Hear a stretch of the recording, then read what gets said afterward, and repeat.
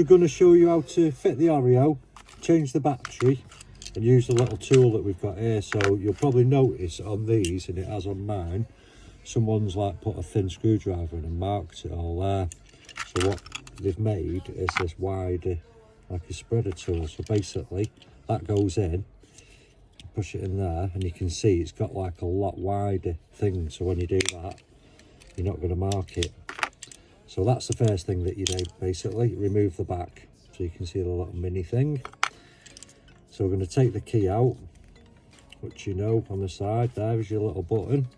So that comes out. This bit actually slides off. So you can see there, that's the old one. And what you'll notice on this, it's hard to show you on the video, but it's basically, it's offset. So if you put it on and it don't feel right, which it doesn't, just spin it over, put it on that way, and just make sure it all lines up, and you'll see that goes into there, just like so. Someone's had a munch on it, as you can see. So battery is the same, so you can use your tool again. So the battery thing is there, so all you're going to do is flick that off, which is under there, and you can see there's your battery.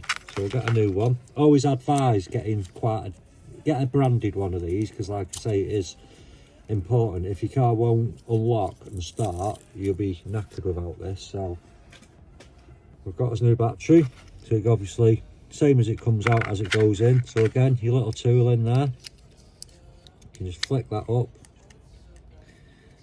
So you've got to push it against that metal thing, and then it comes out that way. And then going back in again, just push it in the metal thing and just click it in, it says. So it goes in like that. It's like spring loaded. So again, that one back in. So obviously it clicks under there and down. So that's in. Just check your key goes in, and again, these are, they've got to be in the right way basically, so you can see it doesn't click in straight on that way.